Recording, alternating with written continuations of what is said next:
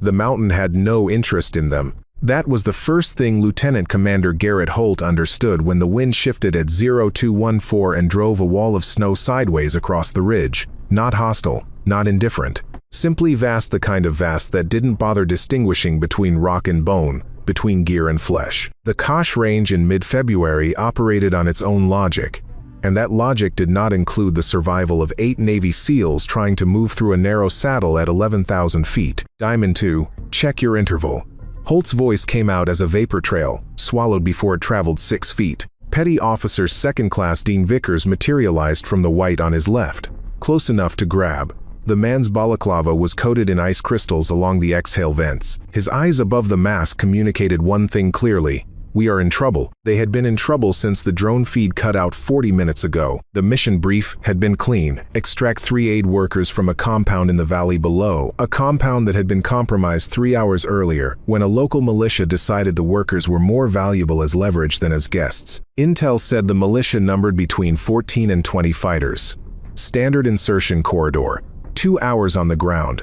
Clean exfil via the northern saddle. The saddle was not clean. Holt pressed himself against an outcropping of granite and pulled the rest of his element in tight. 8 men, each carrying enough cold weather kit to survive 48 hours in open terrain, each breathing hard from the altitude and the pace. Chief Petty Officer Marcus Webb took position on his right, the man's size absurd against the narrow ledge, his M4 angled down into the bowl they'd just crossed. "I've got movement at R6, Webb said.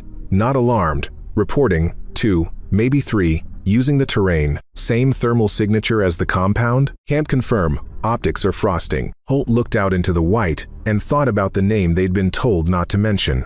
Ghost Echo. They'd been told at the forward operating base, 48 hours before the mission, during the debrief that followed the debrief. Captain Allison Marsh, from the intelligence cell, had stood at the front of the room with her arms crossed and her jaw set and said, very clearly, "I want to address the status of the supporting sniper asset for this operation. Warrant Officer Callie Mercer was confirmed killed in action 72 hours ago during Operation Winter Garden. There is no sniper support for this mission. Plan accordingly." She had looked at Holt when she said it, then at Webb, then at Vickers, who had served 2 prior rotations with Mercer and was known to believe things that the official record did not support. Vickers believed Mercer was alive. Holt didn't know what to believe. What he knew was that Callie Mercer had, on her last confirmed mission, put a single, 338 LAPO around through the chest of a militia commander at a range that the after-action report had listed as approximately 3,840 meters, a range that several members of the sniper community had called impossible, inadvisable, and probably misrecorded. The wind that day had been variable.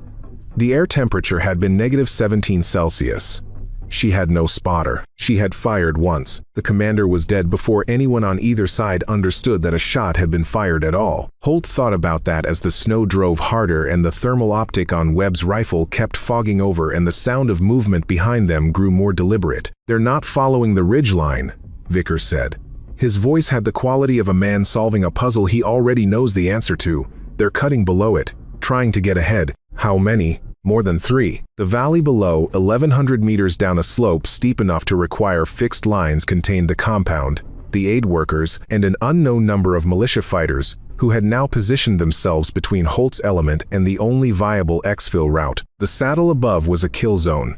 The valley below was contested. The storm had another 6 to 8 hours before it broke, and Warrant Officer Callie Mercer had been confirmed dead for 72 hours. Holt keyed his radio. Static. Keyed it again. More static. Thicker. The kind that comes when terrain and weather and distance combine into a wall that no signal penetrates. "We're dark," said Petty Officer First Class Ryan Costello, the team's communications specialist. Without being asked, he was already working the backup set. "Sat antenna is icing. I can maybe get a burst transmission off in the next 10 minutes before we lose the window entirely." "Do it. Send our grid and a sit-trep. And if nobody answers?" Holt looked at the white. "Then we solve it ourselves." 3 days earlier, the mountain had taken Callie Mercer at 1,647 local time, during the waning light of an afternoon that had been clear and very cold and completely without mercy. She had been lying in a shallow scrape at 12,200 feet for 4 hours.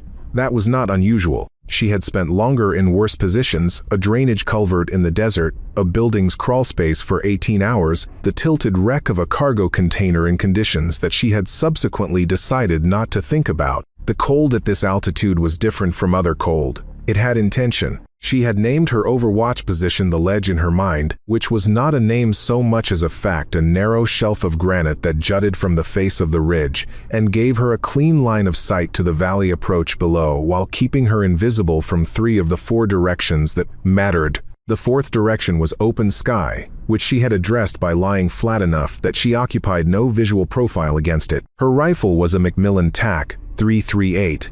The stock worn in several places where her grip had stripped the finish over years of service, the scope a Nightforce ATACR that she had personally zeroed at 5 different altitudes over the past 8 months. She knew this rifle the way some people know a language they were raised in, not consciously, but through the body. Through 10,000 dry fire repetitions and 4,000 rounds downrange, and a certain quality of stillness that descended over her when she settled behind the glass that was. Her first instructor had once told her, either a gift or a curse depending entirely on what you chose to do with it. The element below her 6 SEAL operators on a direct action tasking against a vehicle borne with high-value material had been compromised at 1,612. She had watched it happen through the scope. A sentry she had not been briefed on, working an interior position that didn't appear on the imagery, had spotted one of the operators during the breach phase. The compound went from controlled to kinetic in approximately 40 seconds. At 1,619, the element's exfil corridor became untenable. A vehicle arrived from the east carrying 4 additional fighters and a crew-served weapon mounted in the bed.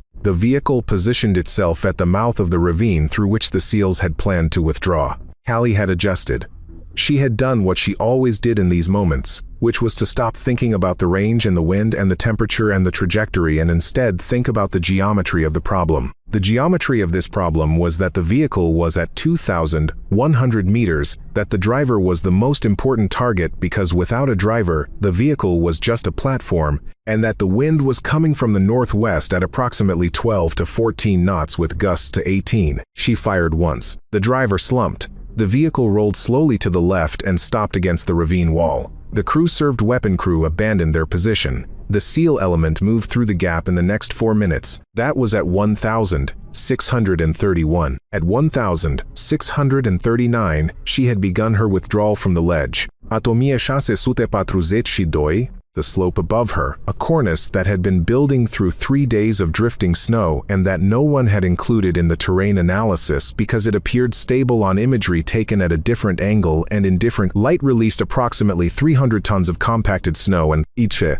She heard it first, a sound like a very large exhalation, like the mountain deciding to exhale. She ran. She had trained for this because she trained for everything, and the training said, move perpendicular to the fall line, get to a rock feature, get something solid between yourself and the moving snow. The training was correct in principle. In practice, the cornice released in a shape that cut off the perpendicular route, and the nearest rock feature was 40 meters away, and the snow was moving at 60 kilometers per hour. She made 35 of the 40 meters. The last thing she consciously registered before the white took her was the taste of the cold, clean, metallic, absolute, and the specific thought that she did not want her death to be listed as cause. Terrain. The hang fire of her rifle was found by the search team at 0830 the following morning. The barrel was sheared off cleanly at a fault in the metal, which could only have been caused by a very specific pressure event at very close range. There was blood on a patch of snow 20 meters from the rifle confirmed as matching her blood type, which was unusual enough to be diagnostic.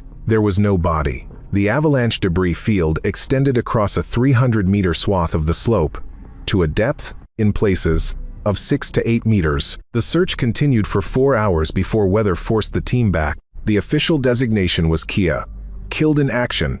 The time of death was listed as 1,642 local. At the forward operating base, in the room where the intelligence cell worked, Captain Allison Marsh typed the casualty report in a clinical silence. She had known Callie Mercer for 3 years and had worked alongside her on 7 operations. She did not permit herself to stop typing until the report was complete and submitted and the thing was officially done. Petty Officer Dean Vickers, who received the news 2 hours later via the same clinical system, sat very still in the team room for a long time and then went outside into the cold and stood there until someone came looking for him. He did not believe she was dead. He had told Webb this, quietly, over the following 48 hours, not loudly, not in a way that interfered with mission prep. He simply said it, once.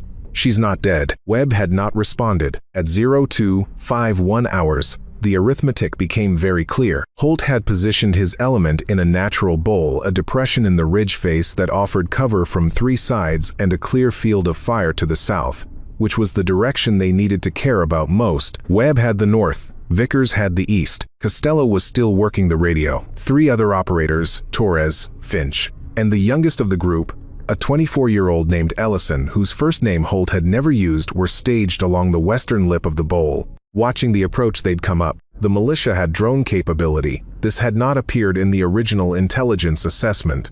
The drone was small, a commercial platform modified for thermal imaging, and it had been orbiting their position for the past 11 minutes at an altitude of approximately 300 meters. They knew the drone was there because Ellison had spotted its navigation lights before the storm thickened enough to hide it. The drone's operator knew their position. The mortar rounds had started at 0244, not accurate. The first 3 had landed 40 to 60 meters off, which at this altitude and in this wind was actually reasonable shooting, which meant whoever was calling the fire had experience. Each subsequent round walked slightly closer. Systematic. Patient. 5th round is going to be in the bowl, said Torres, and he was not asking. Agreed, said Holt. There was a silence.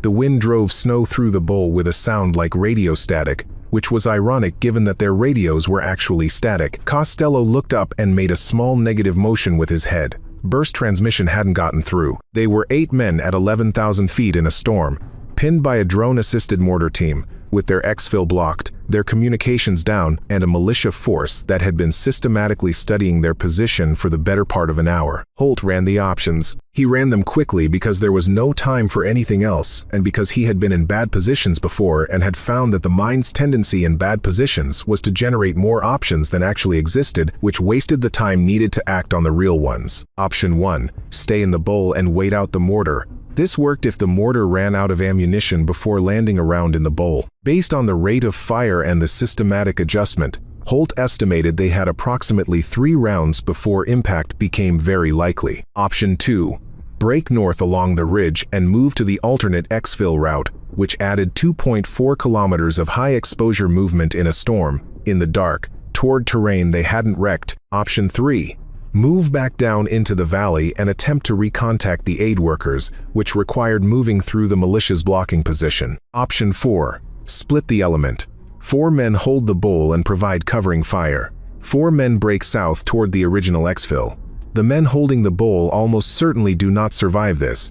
He was about to make the decision when Vickers said, very quietly, into the team circuit, that wasn't a mortar. The 5th round should have come at 0256, based on the rate and pattern. Instead, at 0254, a single crack reached them from the north. Different, not the heavy thump of outgoing mortar, not the sharp report of a direct fire weapon nearby. Something else, a sound that by the time it reached them had traveled long enough to be stripped of most of its character, to be reduced to a fundamental, a note, the sound a piece of work makes when it is done. The mortar stopped. Ellison was watching the drone feed through night vision and said, without looking away, the drone is turning. It's moving south. It's stopped. It's descending. A pause. It went down. Malfunction? Torres said. I don't think so. Webb crawled to Holt's position. The big man's face was snow-coated, and his eyes were doing the thing they did when he was processing something fast, and didn't want to show which direction the processing was going. Someone shot the drone, Webb said. Can't shoot a drone from. Someone shot the drone operator, Vickers said. He was very still. The drone went down because nobody's flying it anymore. Nobody spoke for 4 seconds. The wind filled the silence. The snow came sideways. Holt said, Costello, try the radio. Costello tried. Nothing. He tried again. A burst of static that might have been something, might have been nothing. Then, very faint, not through the radio, through the air itself, from a direction that none of them could precisely place another crack, and a secondary explosion from the valley below, in the area where the blocking position had been established. Holt looked at Vickers. Vickers was not looking back at him. Vickers was looking north, into the dark and the white, toward wherever the sound had come from. His expression was not one of relief. It was something quieter and more complicated, the expression of a man who was right about something he desperately wished he hadn't needed to be right about. "She's alive," he said. Nobody argued. She had been inside the mountain for 6 hours. Not metaphorically. The avalanche had driven her into a fold in the rock, a low arch of granite worn smooth by 10,000 years of snowmelt and freeze cycles, and the debris had packed in around her in a configuration that, had it been 2 feet different in any direction, would have been fatal. Instead, it was merely the most frightening thing she had ever experienced. The arch was approximately 1.2 meters high at its peak and perhaps 3 meters across. She could not see anything. She could hear the settling of the snow above her, the periodic crack of ice finding new positions. She could feel that her right leg had been impacted significantly. Though upon careful inventory, running her hands along the length of it, in the dark she determined that nothing was broken. Badly bruised, possibly a torn muscle along the lateral surface of the thigh. Functional, at cost. She had her sidearm, a Glock 19, which was not useful for the current problem but which felt important to confirm. She had, in the inner pocket of her kit, a small survival pouch, fire tabs, a space blanket, a folding blade, a compass, 3 energy gels, and a 40-gram block of hard chocolate that she had been carrying for 2 months and eating in very small pieces. She ate none of it. She put the space blanket around her shoulders and considered. The snow above her was compacted. The arch was holding. There was a current of cold air moving through a gap on the western edge of the arch, which meant there was a connection to atmosphere. She was not going to suffocate. She was going to get out. This took 11 hours. She worked slowly, moving snow from the western gap downward and packing it to the south of the arch, creating a ramp. She rested. She worked again. She was methodical in a way that had nothing to do with discipline. She was methodical because panic was a metabolic expense she could not afford, and because she had decided to survive and had found over years of professional experience in situations where survival was not guaranteed, that deciding to survive and then acting consistently with that decision was most of what survival actually required. She emerged at 0331 the following morning into a night that was clear and very cold. The storm had moved through while she was inside the mountain, and she stood in the open air at 11,700 feet with snow to her knees and a space blanket around her shoulders and her right leg, throbbing with each heartbeat. And she breathed. She had lost the Macmillan. This was a significant problem. She had her sidearm. She had her blade. She had the survival kit. She had her map, a laminated 150,000 topographic print that she kept in her chest rig and that had survived intact. She had her personal compass and her watch. She had, in her mind, the complete topographic and tactical layout of the operational area. She had been studying it for 9 days before the mission. She knew where the SEAL element's primary and alternate exfil routes were.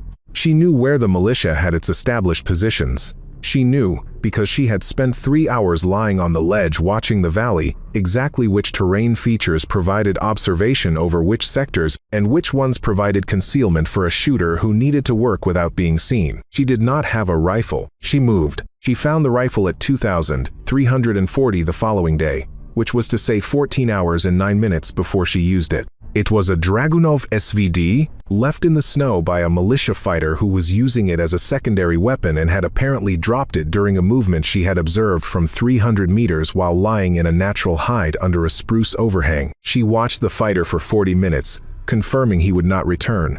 Then she retrieved the rifle. The Dragunov was a 7.62x54 platform with a PSO-1 optical sight calibrated in Soviet-era range estimation methodology that she had studied as part of a weapons familiarization course 3 years ago.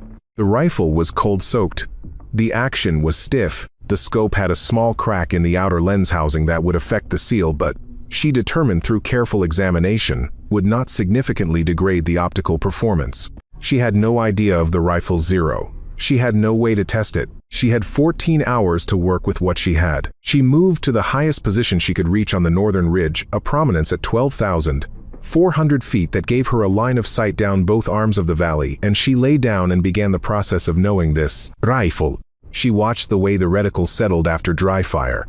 She felt the trigger's character heavier than she preferred, with a small amount of creep before the break. She noted the way the stock fit against her shoulder at this altitude with this much clothing between her and the butt pad. She ate the last of the chocolate at midnight, lying in the snow, watching the valley below through a scope she didn't fully trust, with a rifle she had owned for approximately 16 hours, waiting for the storm to arrive. The militia's blocking position was at the southern mouth of the Saddle Exfil corridor. She had confirmed this from her elevated position: 6 fighters, 1 RPG-7, 1 PKM on a bipod, and a mortar system she estimated as 82 millimeters. They had drone support. They knew the SEAL element's position. She had a rifle she couldn't trust and a scope she'd never zeroed, and her right leg, which was, by her careful assessment, not at full capability. She thought about this for a while, then she stopped thinking about it. At 0148, she began the final movement to her firing position. The storm had arrived at 0100 and was building. Wind from the northwest, 15 to 20 knots at her elevation, with gusts she estimated at 25. The temperature had dropped to approximately -22 Celsius since sunset, which meant a ballistic correction she calculated without a device, pulling the figures from memory the way other people pull song lyrics, not consciously. Just there, she moved with her right leg trailing slightly and said nothing about it to herself. The position she had identified was a natural rock shelf at 12,200 feet on the northern arm of the ridge, a shelf she had noted during her initial terrain study because it provided a direct sightline to the saddle's mouth while remaining invisible from the valley below due to a slip of rock that broke the skyline. In the original operation, she would have used this position as her primary overwatch. She had planned to reach it by vehicle insertion to the 10,800-foot trail junction, 3 hours before the SEAL element moved. She reached it on foot, alone, at 0211, having covered 1,800 meters of high-altitude terrain in the dark, in a storm, with a damaged leg and borrowed equipment. She lay down. The wind was everything here. Exposed on the shelf, the gusts came without warning and from angles that shifted constantly as the storm moved through the terrain features below. A consistent wind is calculable. This wind was not consistent. It was conversational. It kept changing the subject. She took 20 minutes just to watch.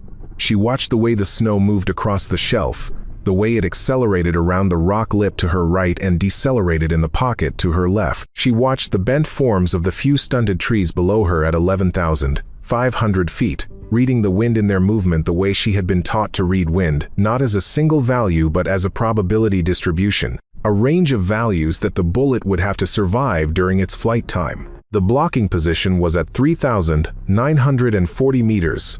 She estimated this from the map, checking against the terrain features she could see, correcting slightly. The flight time at this range for the Dragunov's standard ammunition, assuming the muzzle velocity was at or near spec, which it might not have been given the rifle's age and condition, was approximately 2.4 seconds. In 2.4 seconds, the wind could do anything it wanted. She had one round that truly mattered: the first, clean bore shot, before the action had cycled and the scope had moved and her hold had adjusted for recoil. The cold bore shot was either the truest or the falsest, depending on factors she couldn't fully control. She was going to fire it at nearly 4,000 meters with an unknown zero and a cracked scope and a wind she could only approximate. She found the target.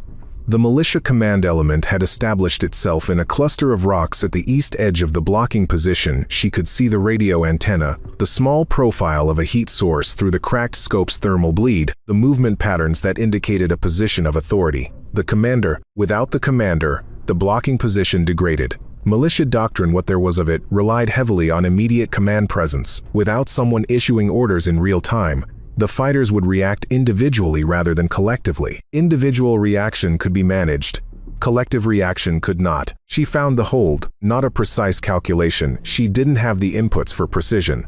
An educated belief, a synthesis of everything she knew about this caliber at this range in this air, corrected for the wind she had been watching for 20 minutes, corrected for the scope's likely zero, corrected for the elevation and the temperature and the angle. A belief that lived in the body, rather than the mind. She breathed. In the sniper's ideal moment, time does not compress the way people imagine.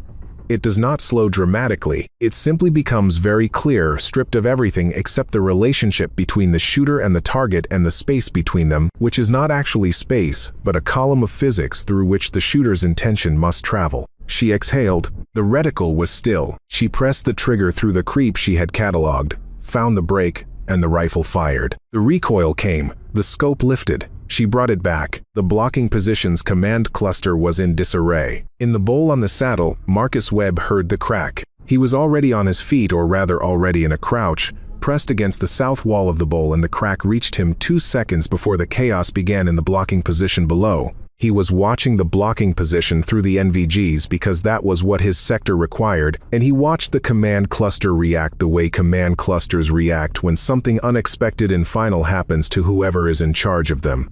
A sudden scatter, a loss of coherent movement, voices that started to carry up the valley without discipline. The mortar stopped because the man calling corrections for the mortar was suddenly unavailable. Webb felt something he didn't entirely recognize. Not relief. Relief was the wrong word. Too soft. Something more architectural, like a load-bearing column being discovered intact inside a building you thought was going to fall. He turned to Holt. "That shot," Webb said, and then stopped. Holt was already looking at him. Holt's expression was not the expression of a man being told something. It was the expression of a man who was choosing whether to believe something he already suspected. "The pattern," Holt said. "Single shot. Maximum range. One target. Command element. Could be someone else." Webb didn't say anything. Holt looked north, into the storm, into the dark and the white and the wind. "She doesn't have a rifle," he said. She didn't have a rifle. Another crack reached them. Then another 3 seconds apart, measured, unhurried. Each one followed by a corresponding disruption in the blocking position below. The RPG element went first, then the PKM crew, which Vickers identified from his position on the eastern lip by the sudden absence of the PKM's distinct firing cycle. The blocking position was not a blocking position anymore. It was a collection of individuals making individual decisions in a storm at night with a sniper somewhere on the northern ridge, and individual decisions in those conditions tend toward a single outcome: away. Ellison said, "They're breaking.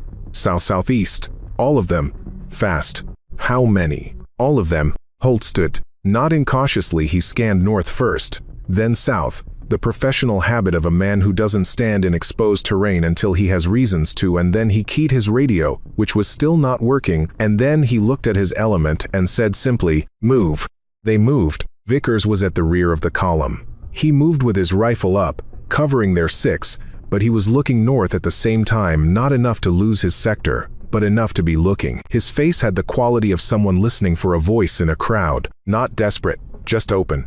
The way you listen when you know the voice is there. "Vickers." "Webb?" Without turning. "Moving. Chief, she'll be somewhere on the north ridge. First position that gives observation. I know where." He did know. He had looked at the terrain study with her 3 weeks before the first operation in this area, sitting in a planning room at a forward base, where the light was bad and the coffee was worse. She had pointed to the northern prominence and said, "That's where I'd go if I needed to see both arms at once.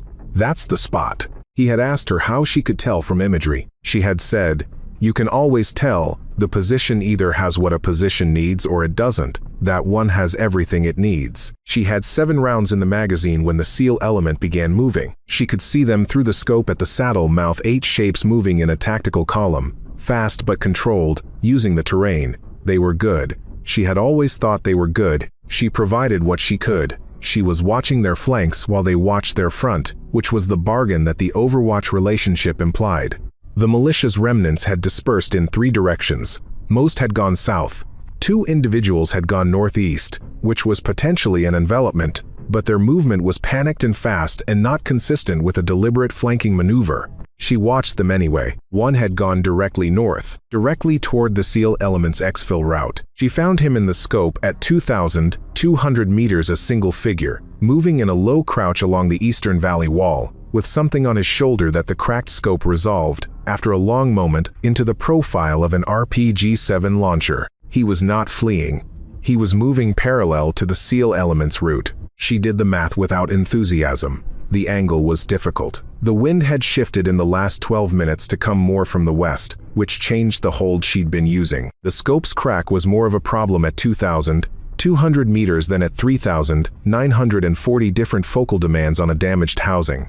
Her right leg had stiffened completely during the static firing period. She had been lying still on a rock shelf at 12,000 feet for 90 minutes, and her body was beginning to send the kind of messages that bodies send when they have been pushed past the range of what they are designed to accept. She adjusted. She fired. She watched the RPG carrier go down. She lay there for a moment. After, Looking at the empty slope where he had been, the scope was fogging again. She could feel the cold in a way she had stopped feeling it for a while during the shooting sequence. The cold had become abstract, background, irrelevant. Now it was back. Now it was specific and immediate and very serious. She had 4 rounds left. She ran a quick assessment. The SEAL element was at the saddle. The exfil route north was clear of confirmed threats. The remaining militia elements were still moving away. There was no observable drone activity. There was no mortar fire. There was no organized counterfire from any direction.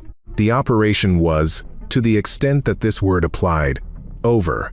She put the Dragunov down carefully. Even now, the ingrained habit of treating a weapon as a precision instrument rather than an object, of not dropping it or slamming it, and she lay back on the rock shelf and looked at the sky for a moment. The storm was breaking overhead. She could see stars through a thinning in the cloud, hard and cold and very far away. She thought about the cold bore shot, about the Dragunov's unknown zero, which she now understood had been approximately 8 centimeters high and 14 centimeters left at range. She had corrected for it across the subsequent shots, backing into the data empirically, which was not how any instructor had ever told her to zero a rifle, but which was, in this case, the only option available. She thought about the 4 hours of snow travel ahead of her to reach any position where she might be found. She thought about her right leg. She pulled the space blanket tighter and sat up, and began the process of getting to her feet. The storm was fully breaking when Holt's element cleared the saddle and began the descent north. The cloud was pulling apart in long streamers that revealed and then concealed the ridge above them,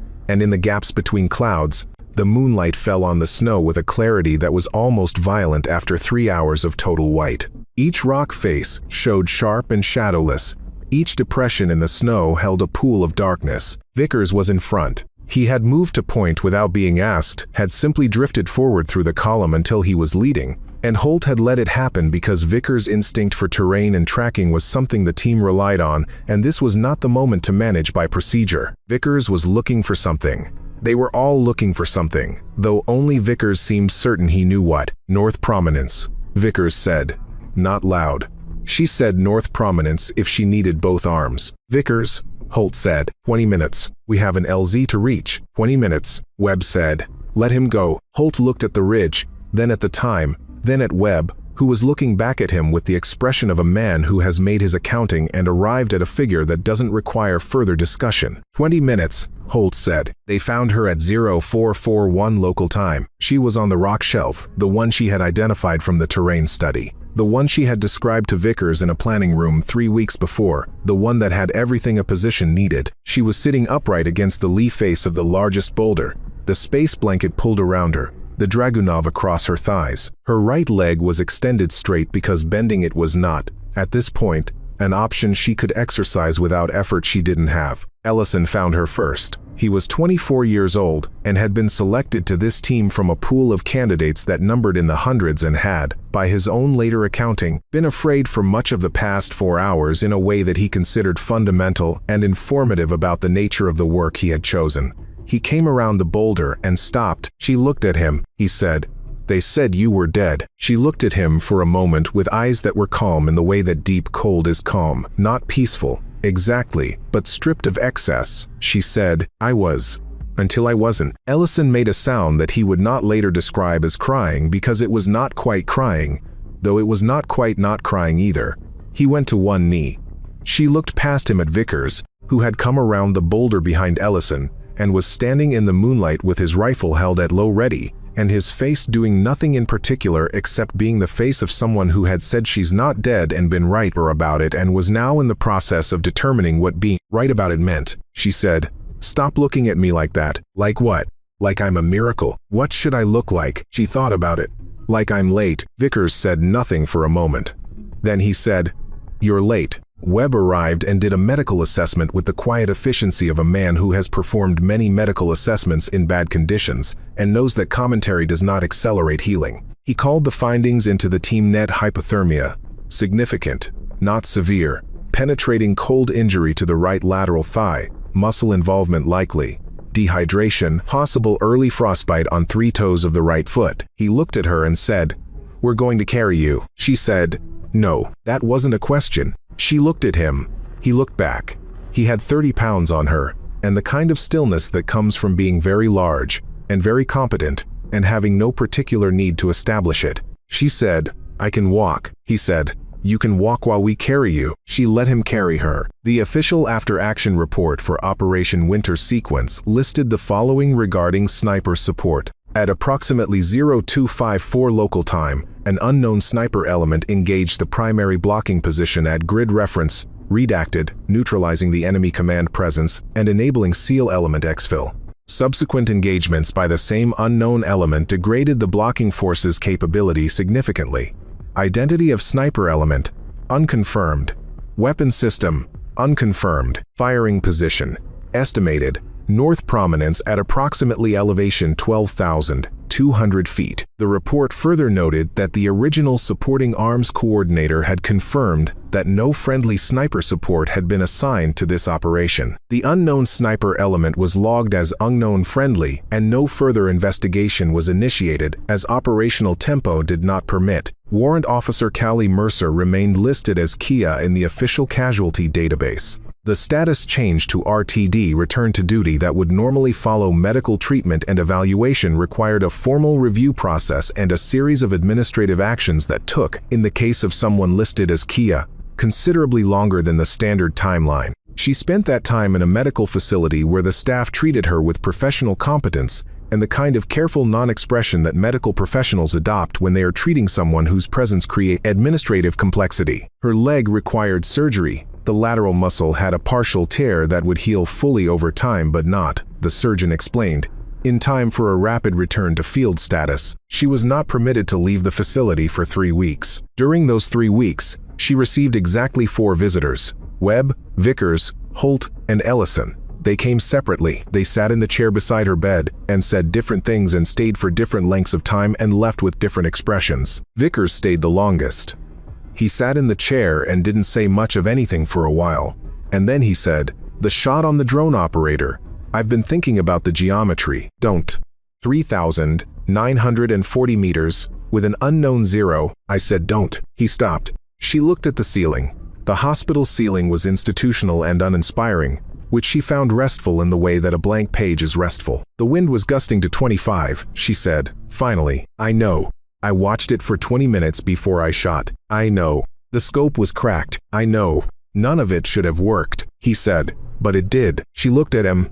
He looked back. He had the expression of someone who had, over a number of years and a number of operations and one very specific 72-hour period, arrived at a conclusion about what she was capable of, and the conclusion did not particularly surprise him, and he did not intend to qualify it. She said, "It wasn't a miracle. I know that too. It was math, and time, and practice, and the fact that I had 20 minutes to watch the wind, and there are things you can know about wind if you watch it long enough." "I know," he said, for the 3rd time. She looked at the ceiling again. "Don't tell anyone it worked," she said. He didn't ask why. He understood why. If the shot was documented, if the actual range and conditions and equipment were entered into the record, then the record would be challenged. The record would be called inaccurate. She would be asked to justify mathematics that could not be fully justified by any standard protocol. And the fact that the mathematics had produced a correct result would be treated as evidence of luck rather than skill, because the alternative that someone had done the thing was too uncomfortable for official processes to accommodate. Better to be unknown. Better to be the note in the margin that says unknown friendly and carries no further investigation. She heard the story the way legends are transmitted, not through official channels, but through the movement of people who were there and people who knew people who were there and the particular quality of attention that certain story command. She heard it in fragments, second and third hand, stripped of identifying details, carrying only the essential: a storm, a ridge, 8 men with no way out. A shot from a direction that shouldn't have had anyone in it. If you hear a single shot in a snowstorm, and the shot comes from the north, and there's no one there. She heard the story told by Ellison to someone he trusted, in a room she was not supposed to be in, 6 months after the operation. She stood in the hallway outside and listened to him say, "We found her on the shelf," the position she described. She was sitting there like she'd been waiting for us. Space blanket. The Dragunov across her legs, 4 rounds left. A pause. She'd been dead, officially, 72 hours. And she came back and she made the shots and then she waited for us in the exact spot she said she'd use. Another pause. I don't know what to do with that. She walked away before she heard what came next. She did not know what to do with it either, entirely. She knew what it felt like from the inside, cold and effort, and the particular quality of attention that watching wind for 20 minutes produces, and the moment of the shot, which was not miraculous or legendary, but simply the result of everything she had ever learned arriving at a single instant of application. She knew what the Dragunov's trigger felt like at the break, that small, stiff, slightly disappointing break that she had come to understand and then accept and then use. She knew that the shot had worked because of time. 20 minutes watching the wind, 9 days studying the terrain, 8 years learning to read a position from imagery before she was ever in it, a decade of crawling into holes in the cold and lying still and learning what still actually meant not the absence of movement but the presence of complete attention, the kind of attention that does not conserve itself or calculate its own cost. She was alive because a granite arch was exactly the right size and exactly the right place. She made the shot because she had watched the wind long enough. Both of these things were true simultaneously, and she held them both without needing to resolve the tension between them. The record says, unknown friendly, the wind says whatever it wants. And in the mountains, in the storms, in the particular silence that falls after a shot has traveled its full distance and delivered its final arithmetic, there is a story that moves through the people who understand what it means to lie still in the cold and wait, watch. It does not say she is a legend. It does not need to. It just says, if you hear one shot, from the north, in a snowstorm, pray it's her.